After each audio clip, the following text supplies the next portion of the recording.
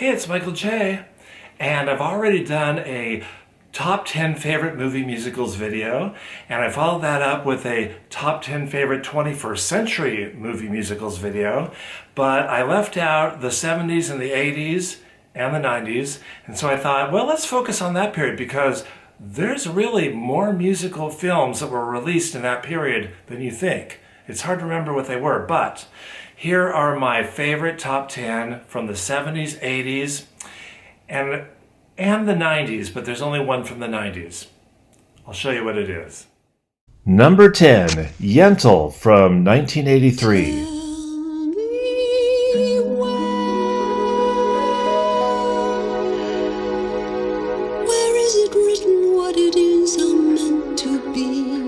The event was Barbra Streisand spearheading the whole project as producer, director, writer, and star. As a girl disguised as a boy so she could get a formal education, the songs are all inner monologues as Yentl contemplates her choices. It's an unusual style of musical, but it is well conceived. The finale, A Piece of Sky, was reminiscent of Barbra's introduction to films in Funny Girl, and it was great to have her back singing in a movie musical again.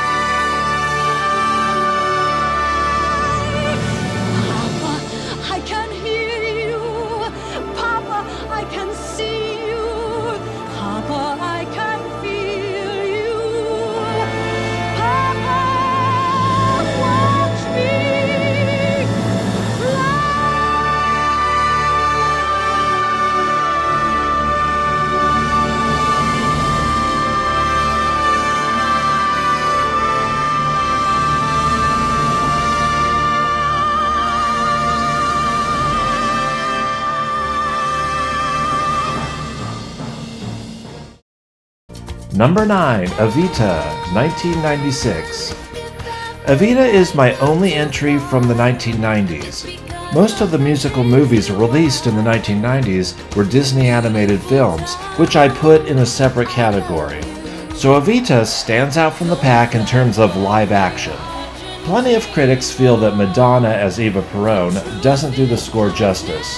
Well, they're right, but I wonder what other big star of the time would have justified the green light for this musical that premiered on Broadway in 1979. The revelation in the cast is Antonio Banderas, who was perfect as Che. I really loved the visual language of this film, thanks to director Alan Parker and production designer Brian Morris. It's a beautiful big screen experience that I went to see twice when it was new. Number 8, The Pirates of Penzance, 1983. Most of the cast of the great Broadway revival, starring Kevin Kline and Linda Ronstadt, got to do the movie, with Angela Lansbury added in for good measure. This soundstage treatment of the Gilbert and Sullivan favorite captured the fun and quality of music and comedy that made it such a hit on Broadway and several national tours. We're lucky to have this filmed record of that production.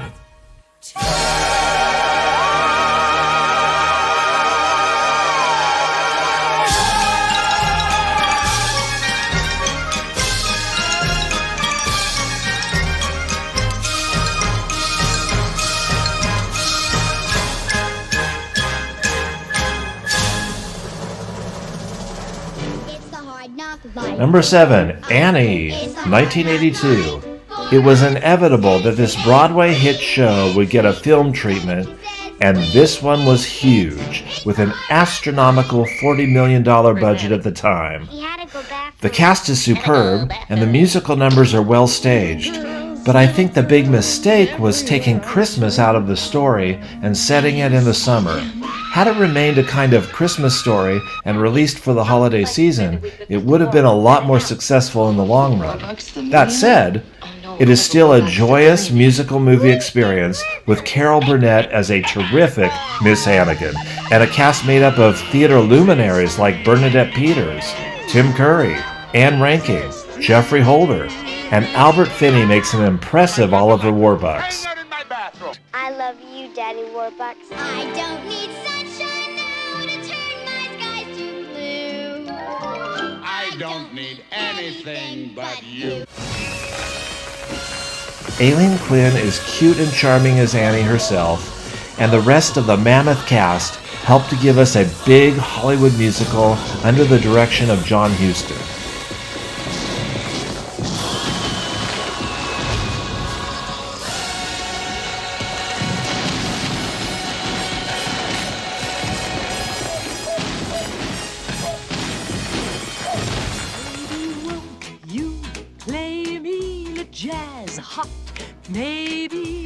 Number 6, Victor Victoria, 1982, offered Julie Andrews back in a new musical film directed by Blake Edwards of the Pink Panther comedies. The story of a woman pretending to be a man, pretending to be a woman, was very forward and LGBTQ positive, considering it came out of the early part of the AIDS crisis. The musical numbers are fun, the slapstick comedy is a hoot, and the story has a lot of genuine heart.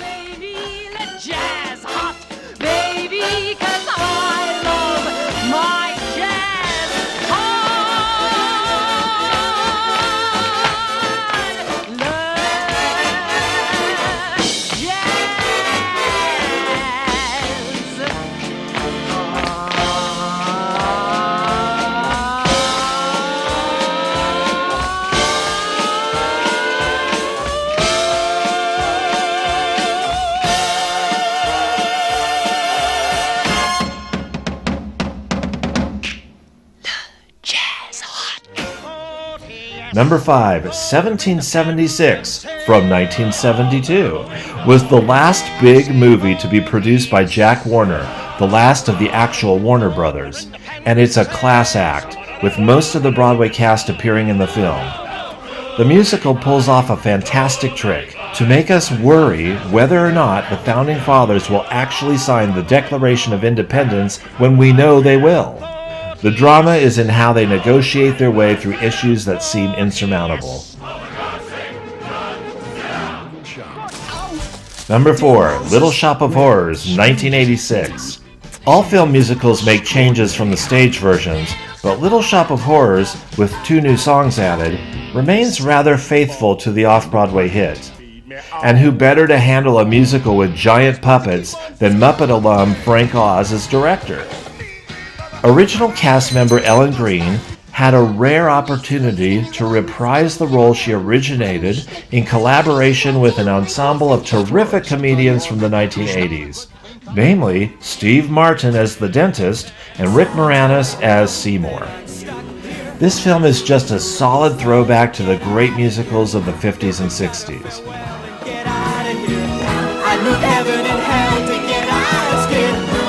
I don't know what to get out of skin, but I have a lot to get out of skin. People tell me there's not a way out of skin, but believe me, I gotta get out of skin.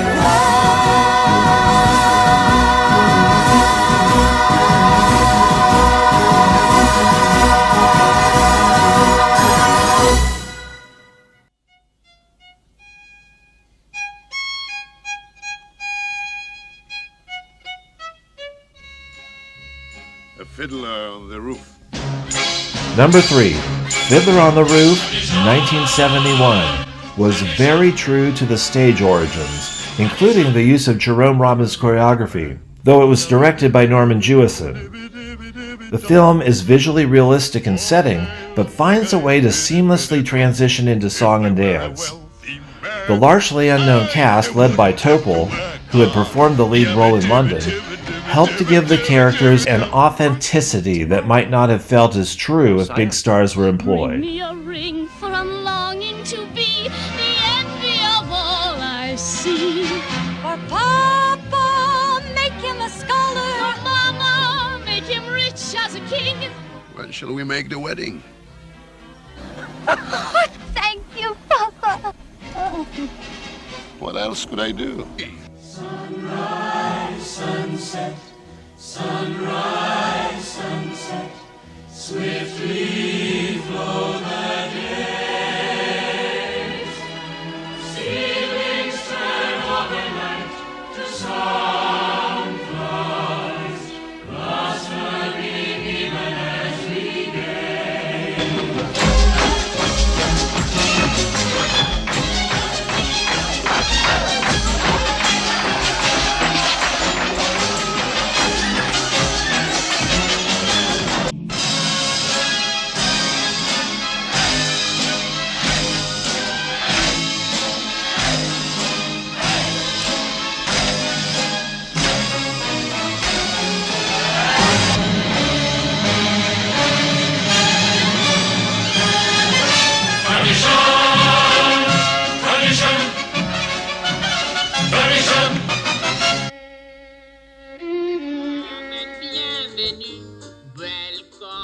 Number 2, Cabaret 1972. The film version is actually more accurate to the source material, a play called I Am a Camera and Christopher Isherwood's Berlin Stories, than the Broadway musical was. We get the same themes and social issues, but with a different character focus.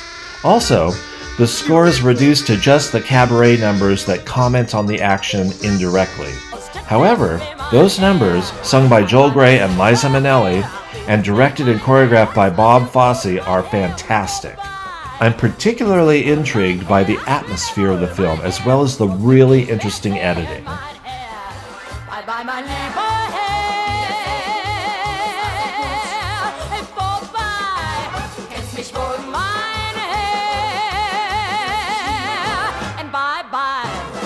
Bye, mein lieber Herr, well, mein lieber Herr, it was a fine affair, but now it's over. And though I used to care, I need the open air. You're better off without me. You'll get on without me. Wiedersehen, es war sehr gut. Smile! Geht's dir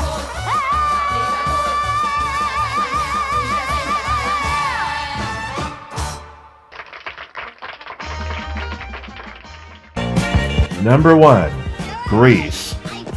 If I'm going to do a number 1 choice from this period, it's hard to dispute putting Grease from 1978 in that spot. It's not the only great movie musical of the 1970s, as I've already pointed out, but it's the most widely successful and just pure fun, appealing to multiple generations of musical movie lovers.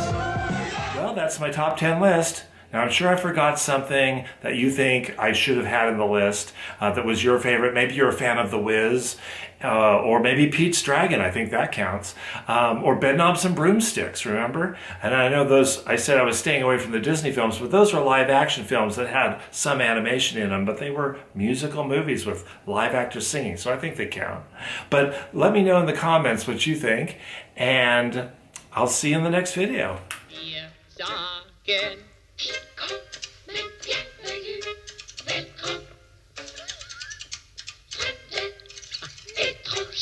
Stranger. Hello, stranger.